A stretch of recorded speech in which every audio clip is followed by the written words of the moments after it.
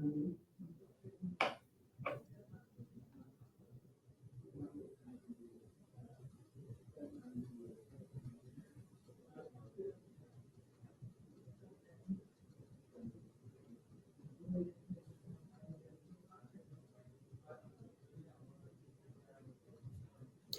everyone, and welcome to this latest Dow Jones webinar. We have had some video difficulties, so do bear with us. The focus of today's discussion will be navigating evolving sanctions, strategic insights for regulated institutions. We have two great guests to dive into this topic today. I'm joined by Michael Parker, who is partner at Actoris PLLC, and Louis Vargas, who's a lead sanctions compliance officer at Nordea. My name is Vera Akiotu, and I'm Director of Financial Crime Compliance Proposition at Dow Jones. There is a Q&A section on the platform where you can submit questions, and there'll be plenty of time for us to go through them. Any questions that we aren't able to go through today, we will do our best to follow up with you directly. And as we all know, sanctions remain a hot topic, and it doesn't seem to be slowing down anytime soon. The sanctions landscape has seen significant shifts in recent years, and this has really been driven by geopolitical developments, regulatory changes, and evolving enforcement practices. For instance, the Biden administration has been active in using sanctions as a foreign policy tool. The administration has implemented sanctions on various countries and entities in the response to several events. There's also been a continued trend in using economic sanctions as a primary tool to address foreign policy challenges, often in coordination with allies and partners.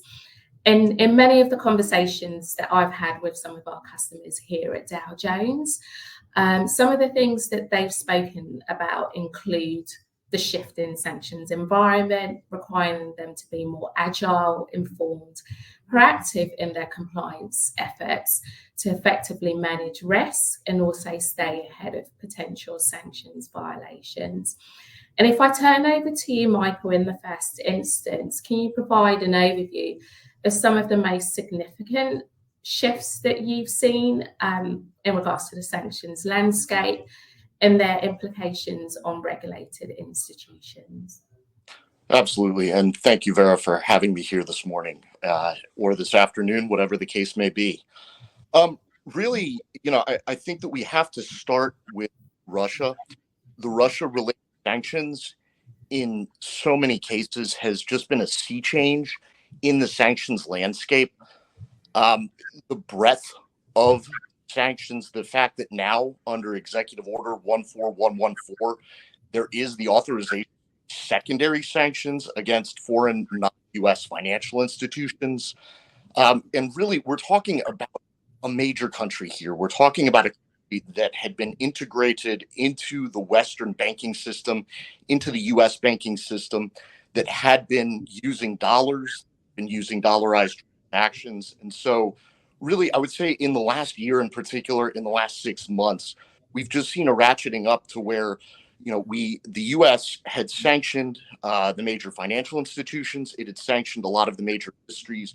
And now we're looking at the service providers. We're looking at kind of the underlying institutions and businesses that provide services. And so the secondary and tertiary effects of those sanctions has just been tremendous. As one example, the NSPK is basically the bank processor for all of Russian banks. So any card actions in Russia will involve the NSPK. Well, that is sanctioned under the U.S. sanctions regime under EO 14024.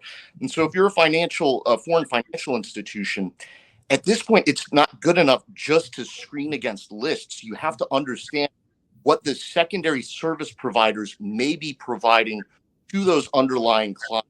And so it may not be apparent that there is some kind of sanctions violation. Understanding your U.S. client base and any touch points with Russia and with designated entities, I would say that that is the biggest change it's requiring so much more for compliance professionals than really any other sanctions program that has been instituted by the United States at this point. No, I think you've picked up on some great themes there, and just sort of reiterating some of the things you touched upon, in particular the US imposing sweeping sanctions against Russia, including asset freezes, trade restrictions, and limitations on financial institutions. I guess, Louis, from your perspective, how have some of these changes affected the compliance requirements that you've seen within financial institutions and businesses operating internationally? Yeah, thank you also for having me. But yeah, I mean, this is a very poignant topic. I think we're seeing a lot more pressure placed on financial institutions to figure out how to make sense of all this. And I think it's a bit unfair, but I guess we have to figure out how the money flows and what's the who's the companies or services that has that access. It's the banks. So we're seeing that a lot of this pressure is coming from these new regulations. So thank you, Russia. Right, it started in 2014 with the first annexation of Crimea, and now also in 22 with the Ukraine war. So we're seeing sanctions being implemented in ways that we have never before. Before it was simply list based, as Michael mentioned before, or at least it was thought to be just list based. And even prior to that, I think if you look back at prior to 9/11, the compliance teams were fairly small. They were only concentrated on AML. But after that, also in the United States with the Patriot Act and BSA and all that stuff, now we're seeing increased scrutiny on these types of events, and the financial institutions are kind of at the forefront of that. So slowly we're seeing sanctions being used more and more. And as Michael brought up, it was kind of a cookie cutter approach at first, but now with the recent actions by Russia, both in 14 and 22, now we're seeing kind of a new precedent being set. And it's something that I guess historically it's kind of how we've seen sanctions evolve, because if you also look back into World War II and the United States freezing assets for countries that were being invaded by Germany, that had never happened before in history. So this is another kind of time in history where we're seeing no legal precedent to kind of have these actions, but the United States and other parties are now setting the new stage and the new presidents to have this new kind of sanctions regime. And the reason for this could be many, mostly because this is kind of the new part of warfare. Instead of risking human lives, they're looking at ways to tighten the screws on these bad actors. Some may argue that it's not effective and it's just hurting the innocent people of those countries, and rightfully so. The people in power are the ones that are affected the least, or it takes the longest time to see the effect on them, like we're seeing again with Russia, where there's questions: is it really hurting the Russian economy? Is it really hurting Putin? But all the reports coming out of Russia, it's showing that it is taking its effect. Maybe not as quickly as a lot of us hoped, and the war continues with Ukraine. But we're looking at really coming up with new ways to figure out how to get this right. And an example of that is circumvention, right? So circumvention is not a new thing. North Korea, Iran, now Russia specialize in these tactics. But what we are seeing is the compliance and especially financial industries community changing their approach. So why I say that is because now we're utilizing tactics that we use for other parts of fin crime, like AML. We're looking at transaction monitoring techniques to pick up on these circumvention events, and now having to kind of cross-train our partners in what to look for sanctions typologies and red flags. So, unfortunately, there's really no clear-cut answer to this. It's well known that the fin crime industry, we share all these kind of issues and and a fine line that goes throughout. But I feel like now over the recent years, it's realized that sanctions is also kind of part of this chain, and it affects everything. Um, so yeah, as Michael brought up, I think the big game changer is the 14114, where it's always been known that financial institutions could be put under secondary sanctions if it's known that they are facilitating this activity. But now it's codified, right? Now you could find it. You could Google search it and see it. It's not just a industry known approach or a risk. So I think that's the biggest thing. And then my last rant as part of this question is that sanctions compliance officers have a certain skill set, and we're continually having to adapt because of the rapidly changing environment we see ourselves in. And one area we see that is within the trade compliance and export control space. Previously, we relied on the trade finance teams to provide guidance on this front, but now we are having to learn more and more to provide the right guidance and advice to our business areas. And that's unfortunately something that we had to do on the fly because things change, like as I said, so rapidly. We had to increase our skill set in order to capture this activity, and in order to inform our business areas. So yeah, who knows when this will kind of level out. I think it's going to continue. Sanctions are here definitely to stay. I don't think any government is looking to look at other ways to go about it. I think you just see the only thing we can expect is increased complexity.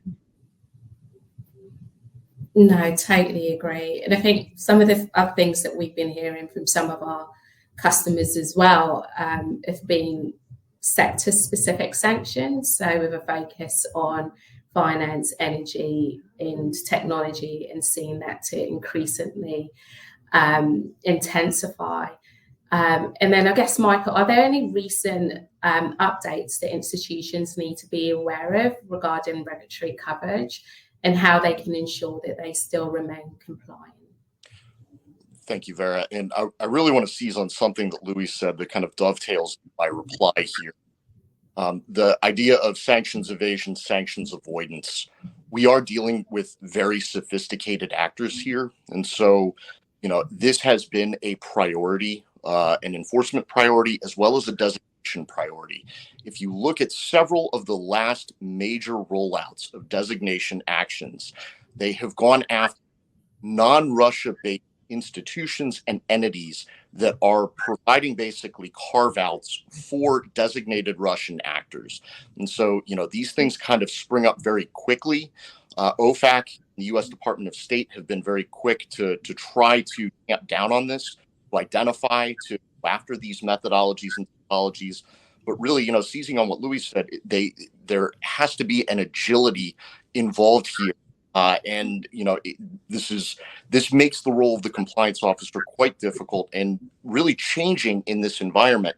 As far as the regulatory requirements, kind of dovetailing with this new emphasis on sanctions evasion, on enforcing existing sanctions laws, there has been a recent update to the statute of limitations. And so historically, any sort of sanctions violation and record keeping requirements related to those either sanctions violations or requests from OFAC for information, there was a 5-year keeping requirement and 5-year statutes, meaning that outside of those 5 years, if something had happened, it would not have been charged, it would not have been investigated by OFAC. But now, because there is a 10-year statute of limitations and a 10-year record keeping requirement, there's a practical effect to the change of, focusing and prioritizing sanctions-related crime. The Department of Justice has said that this is going to be a priority, and there have been prosecutions related to sanctions evasion, and in a much more rapid, robust way than historically I think we have seen. A lot more recently, obviously, there was the task force klepto capture that was stood up very shortly after February 2022. That has as its mandate of going after individuals and entities that are engaged in sanctions evasion. But really, this increase from 5 to 10 years, that is, much more of a regulatory requirement. It also how much more of a priority this is going to be moving forward. Really seizing on what Louis said as well, sanctions are not going away. They are, relatively speaking, a low tax, low cost, the voting public way to affect foreign policy, and it's short of kinetic. And so, if the United States wants to do something and wants to affect actors, this is a way in which they can do it without, for instance, resorting to military or covert action. This is something that is public. It's something that's out there, and it does have actual tangible effect. And so, more and more administrations, we've seen this ratcheting up from the George W. Bush administration to today, have really come to rely on sanctions as a first line tool in responding to any foreign crisis. And with a country as large and integrated as Russia, that's really what's causing, the greatest complexity right now for foreign financial institutions, for U.S. financial institutions, and then really for anybody that's kind of in this international trade space. And just sort of dovetailing on what you've just mentioned, Michael, sort of touching on reporting requirements, the pace of sanctions. Louis, from your perspective, are there any strategies that you've seen that have proven effective for institutions? In particular, I know Michael just touched upon managing geopolitical risks that have arisen from changing sanctions. Yeah, sure. But before I get into that, just to kind of throw my 2 cents into Michael's comments to the previous question. I think the statute limitation is huge. I think for me sitting here in Europe at the moment, I think that's going to take a lot of financial institutions here some time to wrap their heads around that they need to comply with this. OFAC is not going to care that they sit in the EU and they still maintain the 5-year statute of limitation and record keeping standards. So I think other jurisdictions need to heed to that. I think in my opinion, another big regulatory change is the EU recently changed their ownership, what you would qualify for ownership in the ownership and control structure. So before it used to be over 50, so 51 plus. But now they've aligned with OFAC, so it's now 50 and above. So I think that's big. I'm not sure, and that came over during the summer, I think in July. So maybe it flew under the radar for a lot of people, but I think that alignment is really big. I'm quite surprised that UK hasn't also jumped on this because they've made public statements. They want to clearly align with OFAC more. So maybe that's coming soon.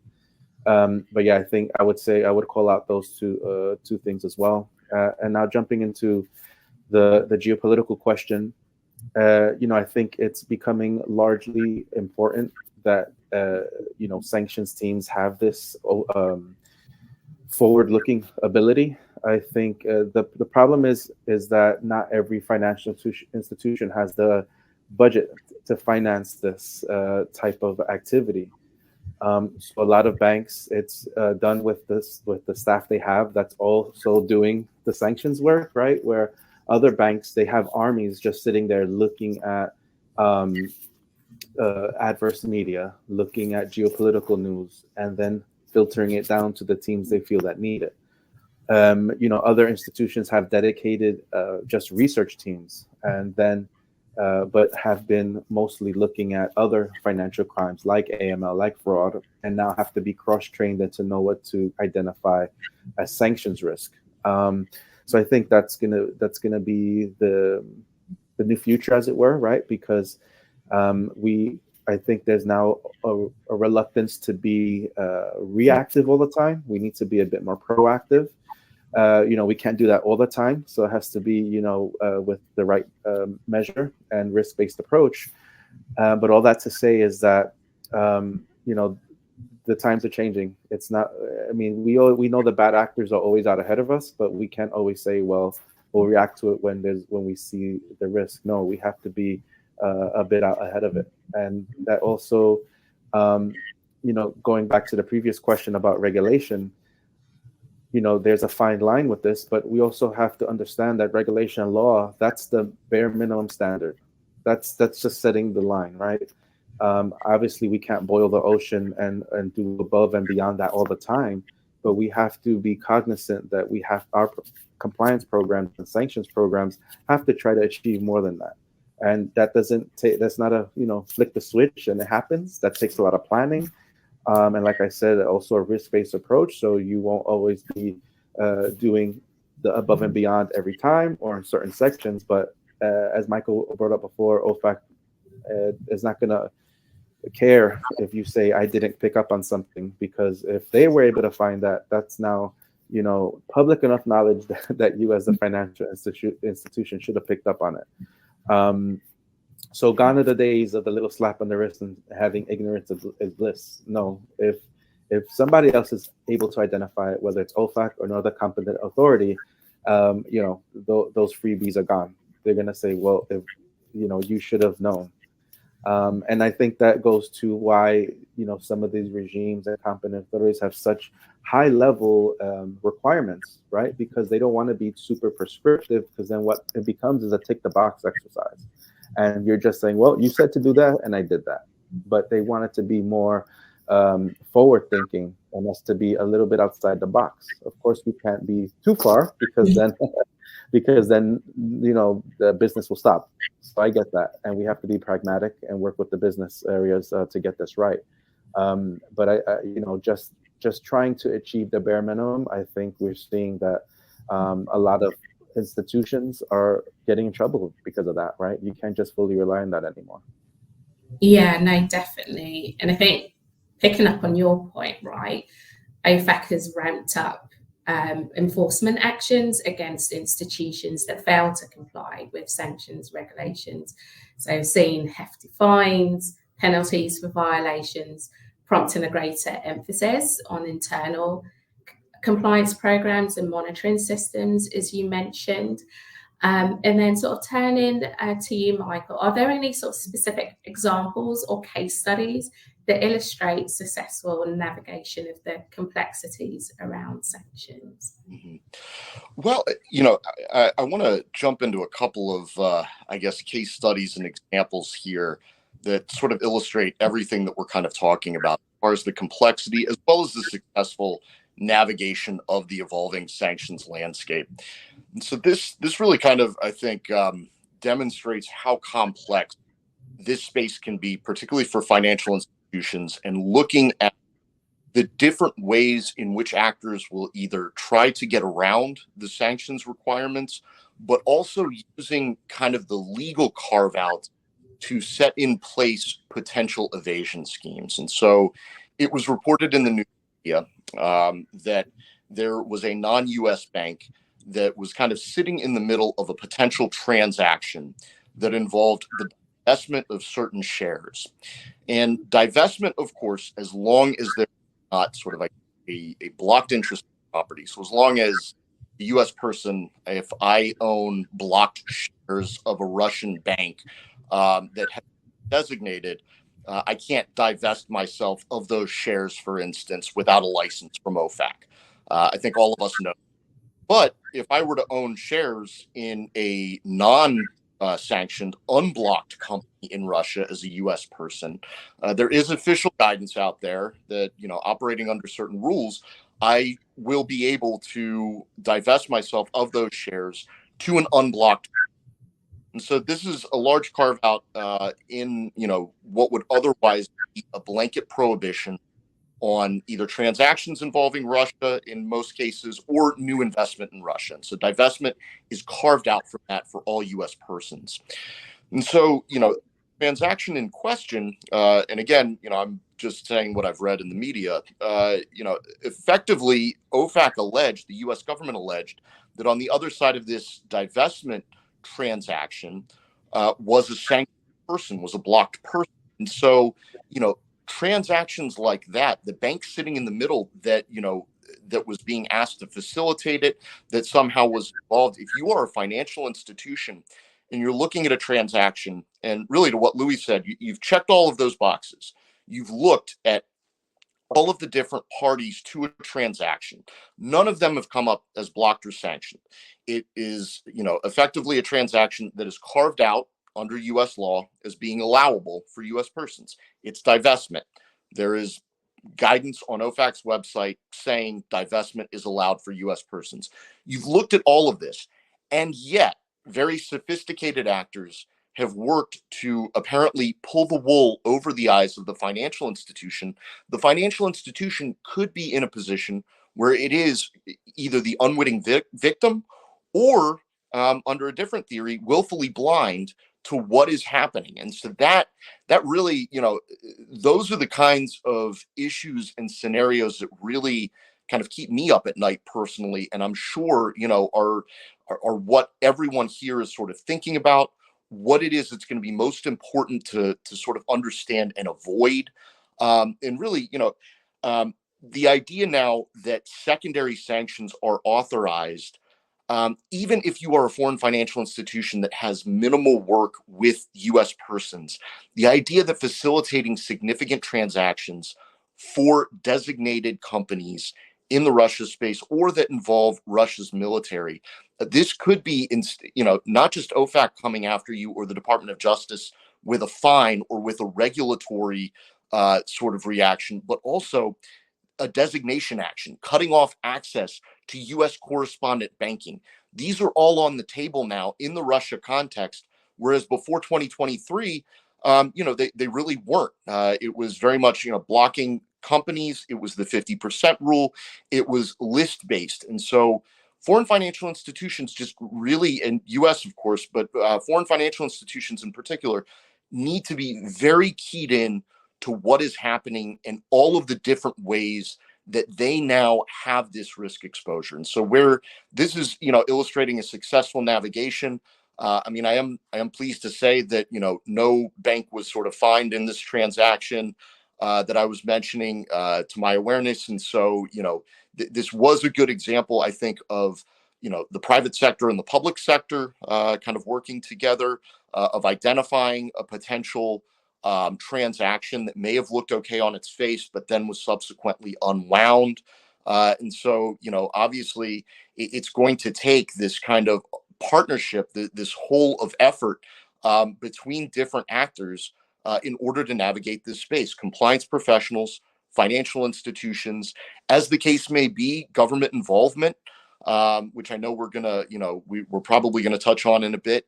But that, I think, it all works into the same landscape and ecosystem of foreign financial institutions needing to be particularly aware as well as vigilant that these things are happening or they will be attempted in your name and in your financial institution. And just picking up on what you just mentioned, Michael, in regards to that partnership within the public and the private sector, Louis, from your experience, how important is that collaboration in addressing sanctions, compliance, and risks? Yeah, the public-private relationship, it's big, it's huge.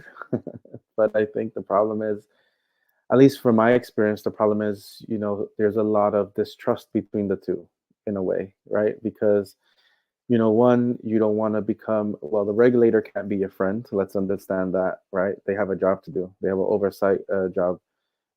But then also there are financial institutions that are afraid to be open and honest with the regulator and ask questions, not to say they have problems, just to say, there's this regulation, there's this law, we're thinking about approaching it like this. What do you think, right? And getting advice like that. And I think that's the problem, that there's not enough confidence in either side to have that open dialogue. There are certain jurisdictions that have created this public-private community where people could come to the table and share openly, and the Chatham House rule is in effect, so everything stays there as long as something not truly nefarious, of course. But I feel like those communities, you could see the benefit that comes from it, that benchmarking and that trust in each other, that there's no competitive advantage here. We're not sharing customer information. This is truly to learn how to utilize this community, the FinCrime community, to solve problems. And there's a lot of statements that say, well, we're not going to be able to get this right if we're not sharing information with each other. And I think that is true. And now we're seeing, based on the whole Russian war with Ukraine, there has been a lot more sharing with circumventing typologies and use cases. So we're seeing some traction there, but I think it's still a long way to go. Um, and and so yeah, I think it's going to be a complex road ahead, but I think we can get there to some extent. But we'll need third parties like Dow Jones and other companies like that to kind of help set the scene where people feel like they could come together and really speak openly.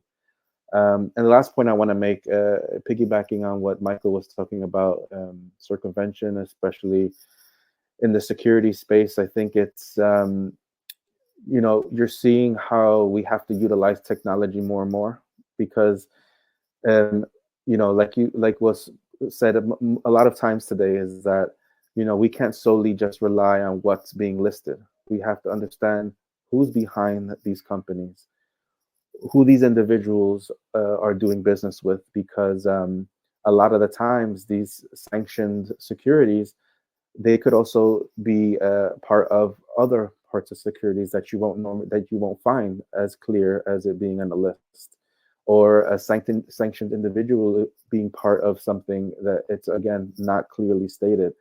So the only way we're getting out ahead of that is working with a lot of our vendor partners to have access to that data, to understand who are these actors that are not specifically sanctioned but have nexus to this sanctioned activity. And I think this is more and more becoming the expectation of the competent authorities. Unfortunately for the financial institutions, this is increasing their their overhead when it comes to compliance. But that's the only way we can do it, with increased data on specific, products and services. Um, and also to touch on the issues that Michael brought on. Some of them have come to light that are public knowledge that are not nefarious in nature, but just because nobody found out. So like or nobody knew ahead of time. So the one I love to bring up is Tesla. They purchased Panasonic batteries from Canada. So you look at it from the face value, Panasonic, Japanese company, okay, and they're buying it from Canada, right? That doesn't seem like there's any issue. But when you start drilling down into the details of the batteries they purchased, cobalt, which is one of the ingredients you need to create these batteries, that was sourced from Cuba. Mm. So that's the issue there, right? So now Tesla had in trouble because they bought batteries that had cobalt from Cuba. But how do you see that at face value, right? So this is where we have to also work closer with our trade finance partners and also the manufacturers to understand the supply chains, to understand what's going into the product. And this is leading into what I was saying earlier, is that these issues are just becoming more and more complex, and we need data. We need to work better with our business partners to get this holistic view to make sure we stay out of trouble. And the last example I have is a very public issue that happened in Denmark, where a bunkering company. So if many of you don't know what bunkering is, it's basically where a company holds oil or fuel, right? It's like a storage facility. And then other people go and they purchase the fuel from there, or they pick it up from there. So that's just a high level definition of it. But what happened was, again, on face value, transactions seem fine. But when you look at who the actual ultimate beneficiary of this fuel was, it's the Syrian Air Force, right? So again, not on the paperwork, not at face value, so you can't really pick up on it. But as you keep drilling down, looking through the trail, and once you get to the end, you see that there's an issue. So like Michael mentioned, I mean, there are actors out there who are actively trying to evade, but sometimes it's by accident. We just we don't see it. And when we look at other jurisdictions, they either don't follow OFAC as a standard, or I mean, look at the BRIC countries: Brazil, Russia, China, all those countries that are part of that conglomerate. I know I'm missing a ton of them, but they operate differently. They're not looking solely at OFAC. Obviously they tread the line because they don't want to be cut off from the world markets, but they look at ways to do their own thing. And sometimes it's not really nefarious, sometimes it's just because that's easier to get business done that way.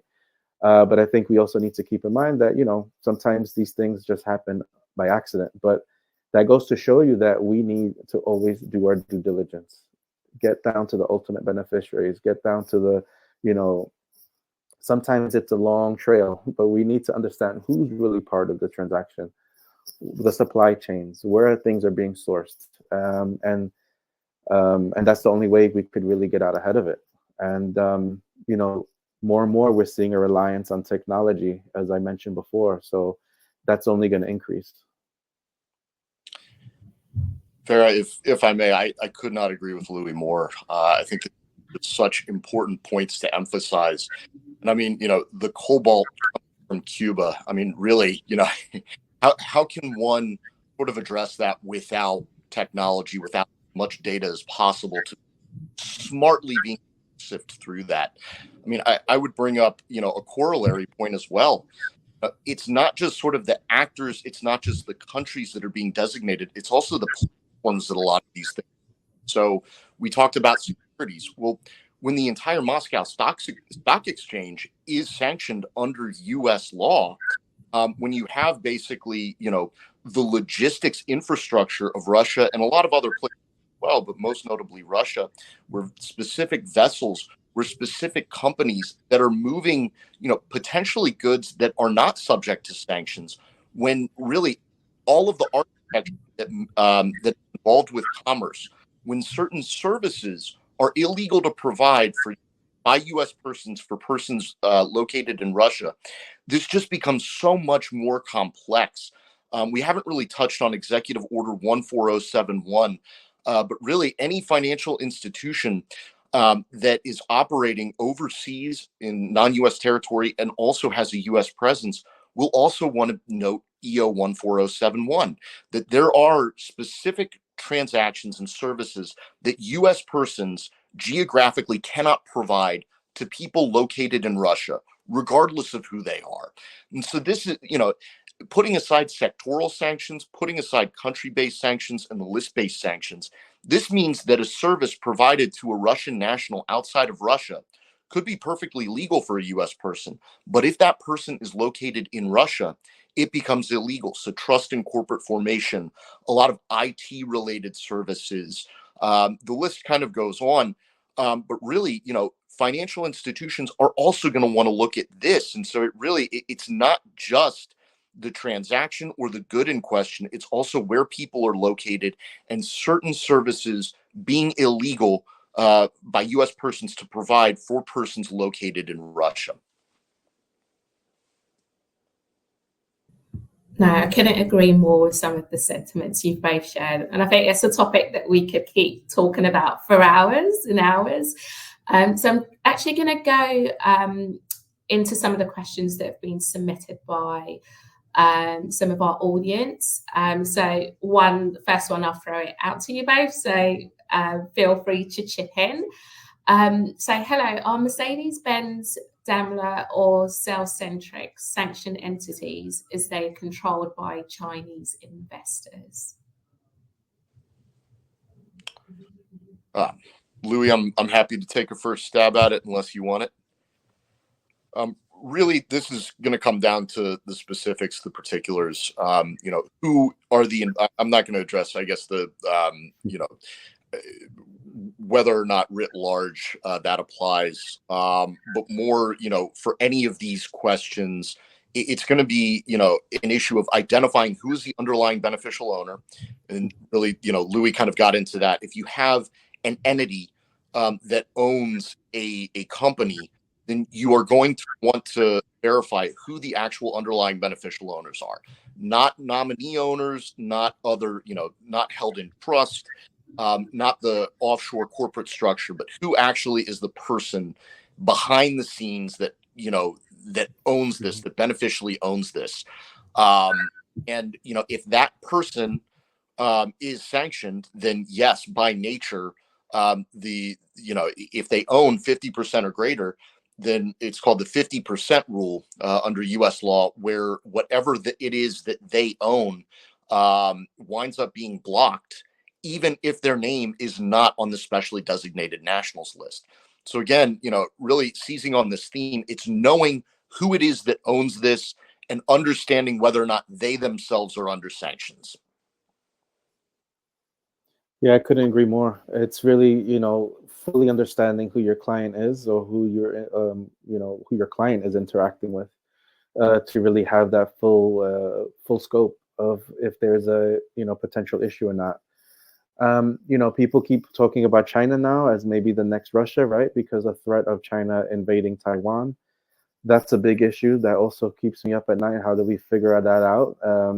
But there's a lot of lessons learned. We learned from Russia, so I think it's going to be rerunning that playbook a bit. It's not exactly the same, um, but yeah, to just say, if you're worried about it, your or whatever company, not just financial institution, has a lot of business with China in general.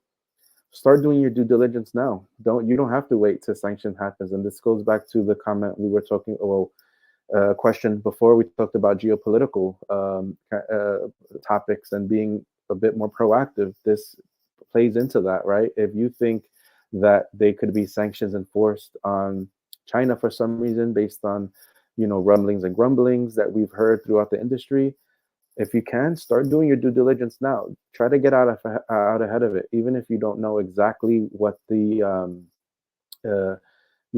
regulations will be. Obviously, that won't happen until they're made public and codified. But as long as you have some sort of idea of what might happen, especially in lieu of what we saw from Russia and Ukraine, you can plan ahead a bit on that and prepare your business for that inevitability. So yeah, all that to say is, we have to remain diligent, right? We have to just try to be more forward thinking. And, this is the way to do it. If you see that there's something risky, especially in the sanctions realm, yeah, it's worth doing that extra due diligence around it.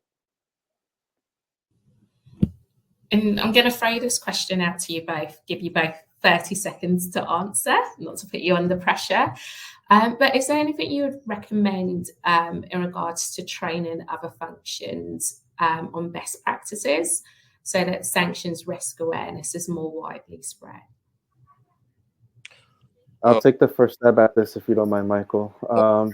So yeah, I mean, what I found really works well is having, if there's time, having a Ask Me Anything section or meetings where, the sanctions team could be there and talk to different parts of the fin crime team or even the business, but have very clear guidelines around what kind of questions can be asked, and it can't be, again, very specific to a customer. But you could have that where, they just pick the sanctions team's brain on different topics. Or you just have some kind of short sessions after, let's say, a designation happens, or if there's a new update to a regulation or law, just have a quick update, 20, 30 minutes, get on a call, walk people through it. And if they have questions, they're open to ask them. But to me, having these simple type of engagements work goes a long way. You don't have to kind of have all these big meetings, or obviously you have to update your governance and your policies and procedures, but I feel like these are little things you can do to kind of help everybody stay abreast of the changes. Michael, what are your thoughts? I could not agree more. I think giving people the space to ask these questions and to really have forums like that. I would only say, and this really, I think, dovetails with what you're saying, creating a culture of curiosity, encouraging people across sections to ask questions. If something doesn't seem right, to say something. If something just looks odd, to ask questions, or just to understand what is going on. It's easy to kind of teach, I think, yesterday's sanctions evasion methodology, where I think institutions stay ahead of the game is preparing for tomorrow's methodology. And that only comes from being able to ask questions, not having a fear of, well, if I raise my voice, I'm going to be the proverbial chicken that puts its head up and then winds up getting lopped off. Really encouraging people to ask questions. The New York subway rules, right?